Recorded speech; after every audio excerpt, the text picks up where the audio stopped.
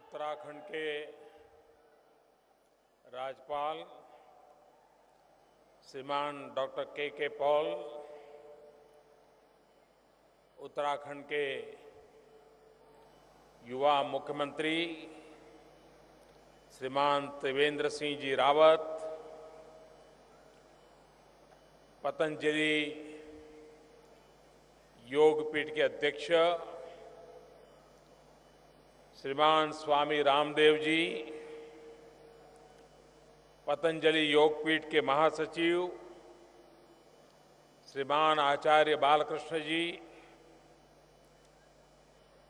पतंजलि योगपीठ के आचार्य प्रद्युम्न जी और विशाल संख्या में पधारे हुए प्यारे भाई और बहनों,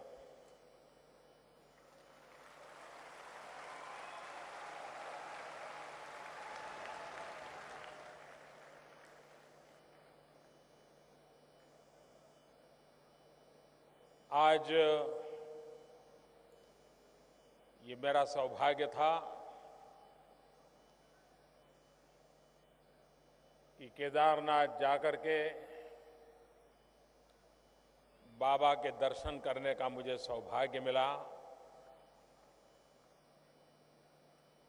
और वहां से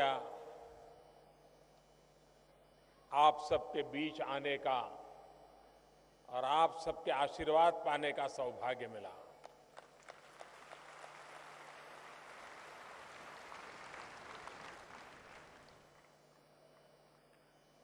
मुझे पता नहीं था, बाबा ने सरप्राइज दे दिया।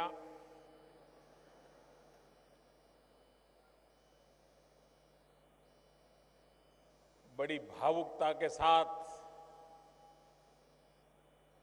मुझे विशेष सम्मान से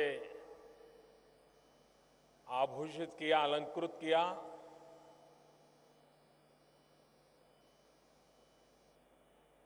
मैं स्वामी जी का,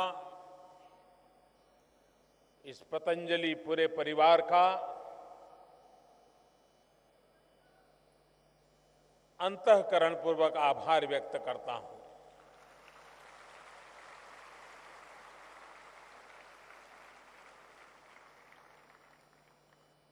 लेकिन जिन लोगों के बीच में मेरा लालन पालन हुआ है, जिन लोगों ने मुझे संस्कारित किया है, मुझे शिक्षा दीक्षा दी है, उससे मैं इस बात को भली भांति समझता हूं कि जब आपको सम्मान मिलता है तो उसका मतलब ये होता है कि आपसे ये प्रकार की अपेक्षाएं हैं, जरा भी आगे पीछे मत हो, इसको पूरा करो।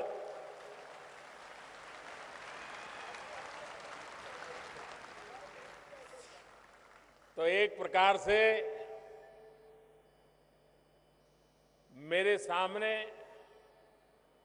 मुझे क्या करना चाहिए, कैसे जीना चाहिए, इसका एक डूज एंड डोंट का बड़ा दस्तावेज उस गुरुजी ने रख दिया है। लेकिन सम्मान के साथ साथ आप सबके आशीर्वाद, 125 करोड़ देशवासियों के आशीर्वाद की ताकत पर मेरा पूरा भरोसा है।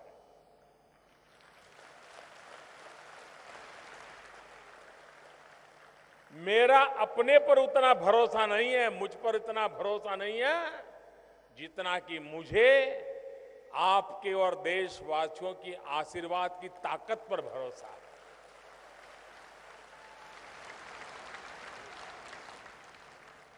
और इसलिए वो आशीर्वाद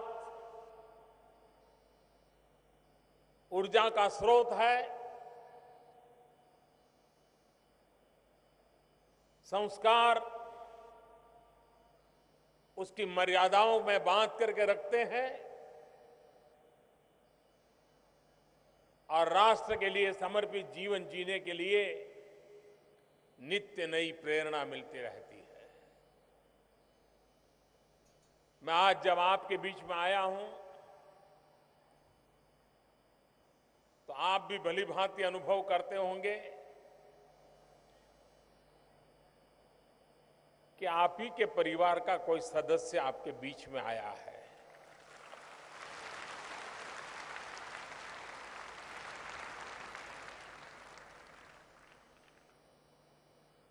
और मैं यहां कोई पहली बार नहीं आया हूं। आप लोगों के बीच बार बार आने का मुझे सौभाग्य मिला है। एक परिवार के सदस्य के नाते आने का सौभाग्य मिला है।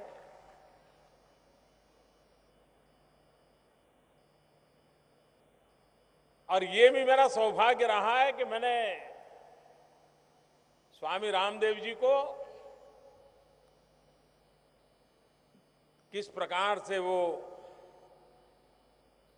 दुनिया के सामने उभर करके आते गए, बहुत निकट से मुझे देखने का सौभाग्य मिला है।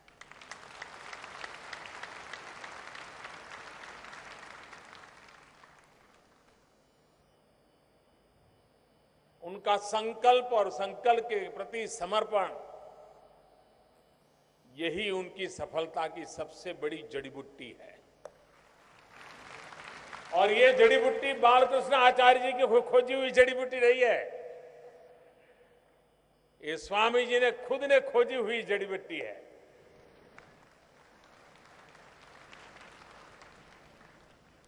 बालकृष्ण जी की जड़ी बूटी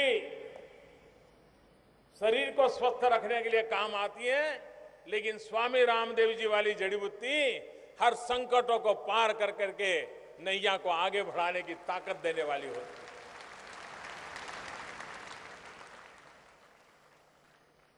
आज मुझे रिसर्च सेंटर के उद्घाटन का सौभाग्य मिला।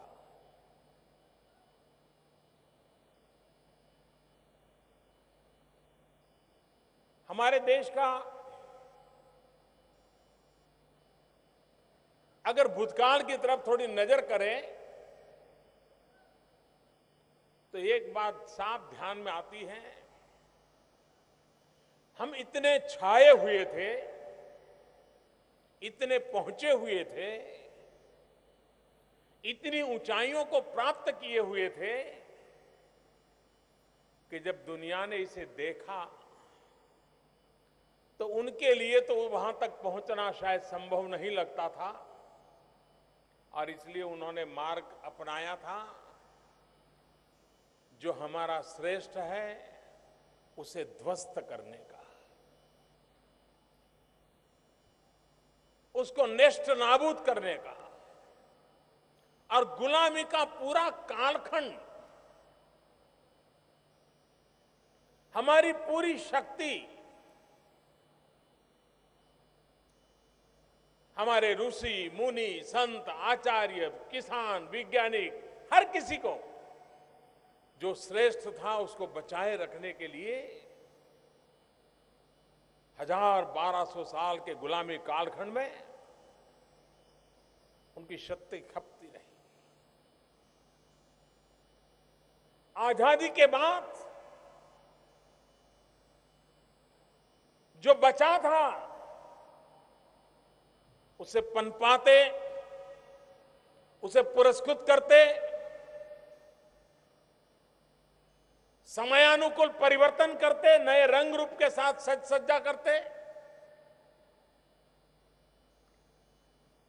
और आजाद भारत की सांस के बीच उसे विश्व के सामने हम प्रस्तुत करते, लेकिन वो नहीं हुआ।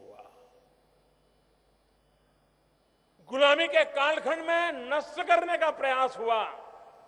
आजादी का एक लंबा कालखंड ऐसा गया जिसमें इन श्रेष्ठताओं को भुलाने का प्रयास हुआ।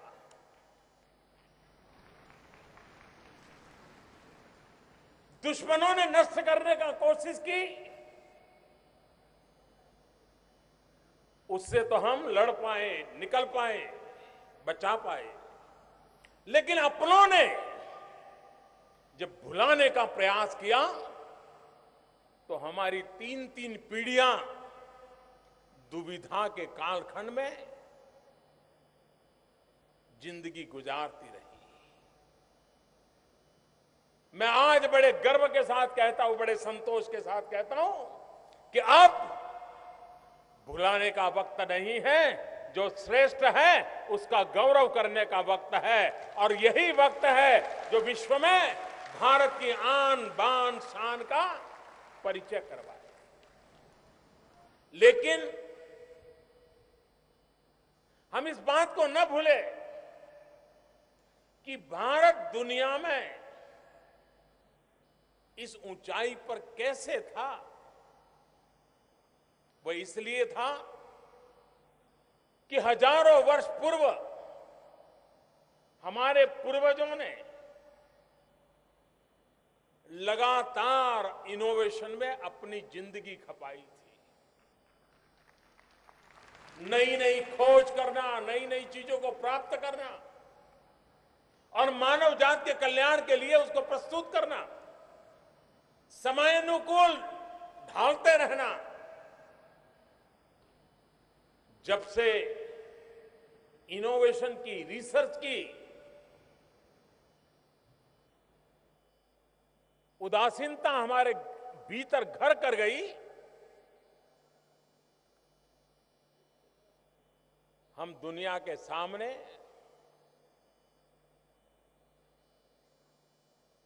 प्रभाव पैदा करने में असमर्थ होने लगे। कई वर्षों के बाद जब आईटी रिवॉल्यूशन आया, जब हमारे देश के 18, 20, 22 साल की उम्र के बच्चे माउस के साथ खेलते खेलते दुनिया को अचरज करने लगे, तब फिर से दुनिया का ध्यान हमारी तरफ गया। आईटी ने दुनिया को प्रभावित किया। हमारे देश के 18, 20 साल की उम्र के नौजवानों ने विश्व को प्रभावित कर दिया। रिसर्च, इनोवेशन, इसकी क्या ताकत होती है हमने अपनी आंखों के सामने देखा है। आज पूरा विश्व होलिस्टिक हेल्थ केयर, इसके विषय में बड़ा संवेदनशील है, सजग है, लेकिन रास्ता नहीं मिल रहा है। भारत के ऋषि मुनियों की महान परंपरा योग, उस पर विश्व का आकर्षण पैदा हुआ है। वे शांति की तलाश में है। वो बाहर की दुनिया से तंग आगे के भीतर की दुनिया को जानना, परखने के लिए प्रयास कर रहे हैं। ऐसे समय हम लोगों का कर्तव्य बन जाता है कि आधुनिक स्वरूप में रिसर्च एंड एनालिसिस के साथ योग एक ऐसा विज्ञान है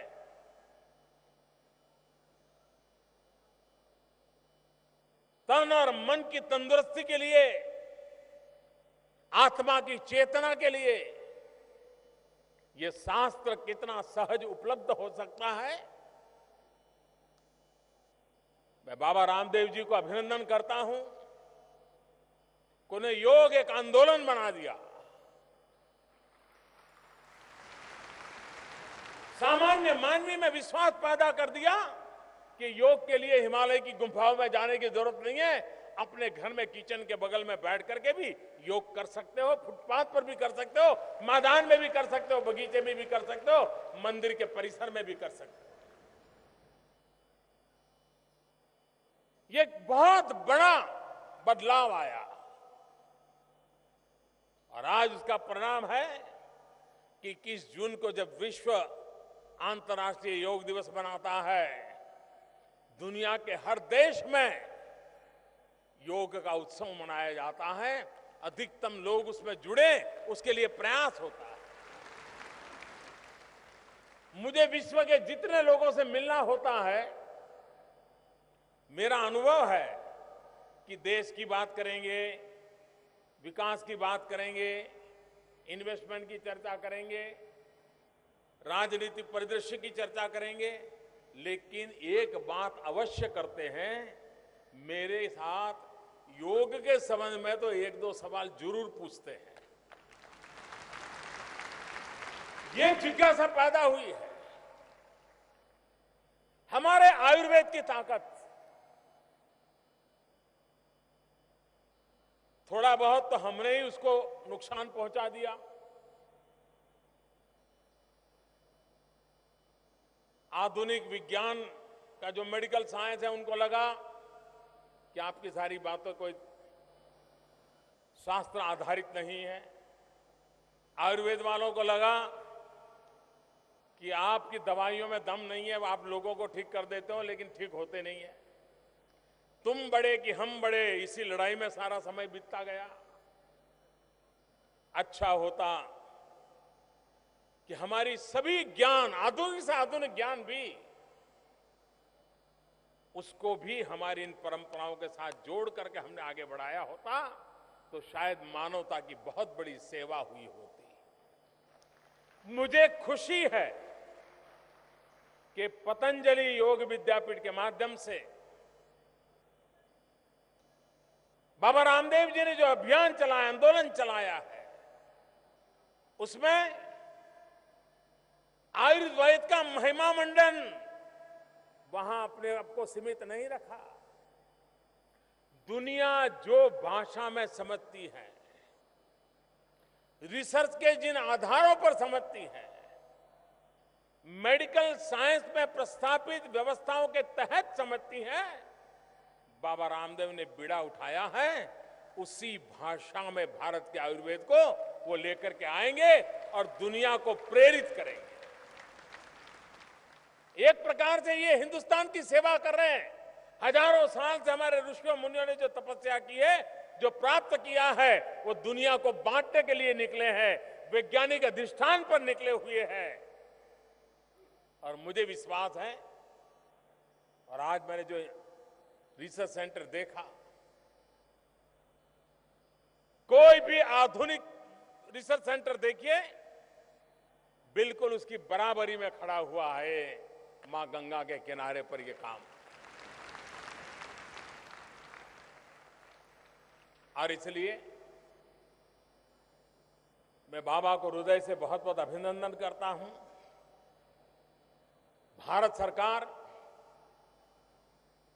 जब अटल जी की सरकार थी देश में, तब हमारे देश में एक हेल्थ पॉलिसी आई थी। इतने सालों के बाद जब हमारी सरकार बनी तो फिर से हम देश के लिए एक हेल्थ पॉलिसी लेकर के आए हैं, होलिस्टिक हेल्थ केयर का व्यू लेकर के आए हैं। और अब दुनिया सिर्फ हेल्दी रहना चाहती है, ऐसा नहीं है। बीमारी न हो वहां तक अटकना नहीं चाहती है। अब लोगों को वेलनेस चाहिए और इसलिए सॉल्यूशन भी होलिस्टिक देने पड़ेंगे। प्रिवेंटिव हेल्थ केयर पर बल देना पड़ेगा। और प्रिवेंटिव हेल्थ केयर का उत्तम से उत्तम रास्ता जो है और सस्ते से सस्ता रास्ता है, वो है स्वच्छता। और स्वच्छता में कौन क्या करता है वो बात में छोड़िए, हम तय करें। 125 करोड़ देशवासी तय करें कि मैं गंदगी नहीं करूंगा।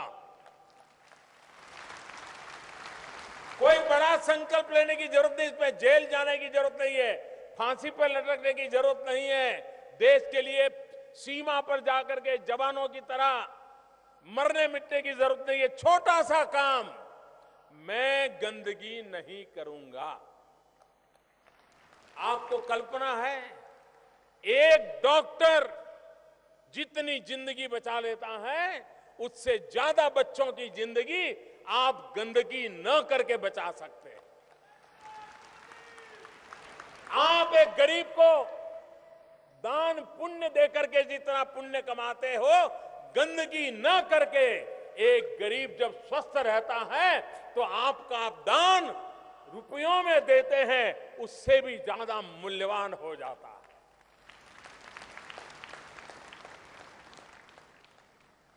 और मुझे खुशी है कि देश की जो नई पीढ़ी है, आने वाली पीढ़ी, छोटे छोटे बालक, हर घर में वो झगड़ा करते हैं। अगर परिवार के वृद्ध व्यक्ति ने, बुजुर्ग ने कोई एक अगर छोटी सी चीज फेंक दी कार में जा रहे हैं, अगर पानी का बोतल बाहर फेंक दिया तो बेटा कार रुकवाता है, छोटा पोता 5 साल का कार रुकवाता है, ठहरो, मोदी दादा ने मना किया है, ये बोतल वापस ले आओ। ये माहौल बन रहा है।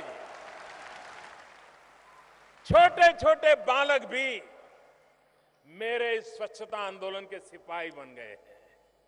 और इसलिए प्रिवेंटिव हेल्थ केयर, इसको हम जितना बल देंगे, हम हमारे देश के गरीबों की सबसे ज्यादा सेवा करेंगे। गंदगी कोई नहीं करता है, गंदगी हम करते हैं और हम ही फिर गंदगी पर भाषण देते हैं। अगर एक बार हम देशवासी गंदगी न करने का फैसला कर ले, इस देश से बीमारी को निकालने में, तंदुरुस्ती को लाने के लिए हमें कोई सफलता पाने में रुकावटें नहीं आएगी। हमारी उदासीनता इतनी है कि हम इतना बड़ा हिमालय की जड़ी बूटी, भगवान रामचंद्र जी और लक्ष्मण जी की घटना से परिचित, हनुमान जी जड़ी बूटी के लिए क्या क्या नहीं करते थे, वो सारी बातें परिचित, और हम इतने सहज हो गए थे कि दुनिया के देश जिनको जड़ी बूटी क्या होती है मालूम नहीं था, लेकिन जब उनको पता कि इसका बड़ा कॉमर्शियल वैल्यू है, दुनिया के और देशों ने पेटेंट करवा दिया। हल्दी का पेमेंट भी कोई और देश करवा देता है, इमली का पेटेंट भी कोई और देश करवा देता है। हमारी ये उदासीनता, अपनी शक्ति को भुला देने की आदत है, इसने हमारा बहुत नुकसान किया है। आज विश्व में हर्बल मेडिसिन, उसका एक बहुत बड़ा मार्केट खड़ा हुआ है, लेकिन जितनी मात्रा में दुनिया में इस हर्बल मेडिसिन को पहुंचाने में भारत ने जो ताकत दिखानी चाहिए, अभी बहुत कुछ करने की बाकी है। इस पतंजलि संस्थान के द्वारा ये जो रिसर्च और इनोवेशन हो रहे हैं, ये दुनिया के लोगों को होलिस्टिक और वेलनेस के लिए जो इंटरेस्टेड है, उनको ये दवाइयां आने वाले दिनों में काम आएगी। हमारे देश में बहुत वर्षों पहले भारत सरकार ने आयुर्वेद का प्रचार कैसे हो, उसके लिए एक हाथी कमीशन बिठाया था। जयसुखलाल हाथी करके उनका एक कमीशन बिठाया था। उस कमीशन ने जो रिपोर्ट दी थी, वो रिपोर्ट बड़ी इंटरेस्टिंग थी। उस रिपोर्ट के प्रारंभ में लिखा है कि हमारे आयुर्वेद इसलिए लोगों तक नहीं पहुंचता है क्योंकि उसकी जो पद्धति है वो आज के युग के अनुकूल नहीं है। वो इतनी सारी थैला भर जड़ी बूटी देंगे और फिर कहेंगे इसको उबालना, इतने पानी में उबालना, फिर इतना रस रहेगा, 1 चम्मच में लेना, फिर इसमें फलाना जोड़ना, ढिकना जोड़ना और फिर लेना। तो जो सामान्य व्यक्ति होता है उसको लगता है भाई ये कौन कूड़ा कचरा करेगा, उसके बजाय चलो भाई मेडिसिन ले ले, दवाई की गोली खा ले, अपनी गाड़ी चल जाएगी। और इसलिए उन्होंने कहा था कि सबसे पहली आवश्यकता है, बहुत साल पहले का रिपोर्ट है ये, सबसे पहली आवश्यकता है आयुर्वेदिक दवाओं का पैकेजिंग। अगर उसका पैकेजिंग मॉडर्न दवाइयों की तरह कर देंगे तो लोग ये होलिस्टिक हेल्थ केयर की तरफ मोड़ जाएंगे। और आज हम देख रहे हैं कि हमें वो उबालने वाली जड़ी बूटियां कहीं लेने के लिए जानी नहीं पड़ती है, हर चीज रेडीमेड मिलती है। बस समझता हूं कि आचार्य जी ने अपने आप को इसमें खपाया हुआ है, और आज जिस किताब का लोकार्पण करने का मुझे अवसर मिला, मुझे विश्वास है कि दुनिया का इस किताब पर ध्यान जाएगा, मेडिकल साइंस से जुड़े हुए लोगों का ध्यान जाएगा। प्रकृति दत्त व्यवस्था कितनी सामर्थ्यवान है, उस सामर्थ्य को अगर हम समझते हैं तो जीवन कितना उज्जवल हो सकता है, ये अगर व्यक्ति को एक खिड़की खोल करके दे देता है, आगे बढ़ने के लिए बहुत बड़ा अवसर दे देता है। मुझे विश्वास है कि बालकृष्ण जी की ये साधना, बाबा रामदेव का मिशन मोड में ये समर्पित काम और भारत की महान उज्जवल परंपरा, उसको आधुनिक रूप रंग के साथ, वैज्ञानिक अधिष्ठान के साथ आगे बढ़ाने का जो प्रयास है, वो भारत के लिए विश्व में अपनी एक जगह बनाने का आधार बन सकता है। दुनिया का बहुत बड़ा वर्ग है जो योग से जुड़ा है, आयुर्वेद से भी जुड़ना चाहता है। हम उस दिशा में प्रयास करेंगे। मैं फिर एक बार आप सबके बीच आने का मुझे सौभाग्य मिला, विशेष रूप से मुझे सम्मानित किया। मैं सर झुका करके बाबा को प्रणाम करता हूं, आप सबका अभिनंदन करता हूं और मेरी तरफ से बहुत बहुत शुभकामनाएं देता हूं। धन्यवाद।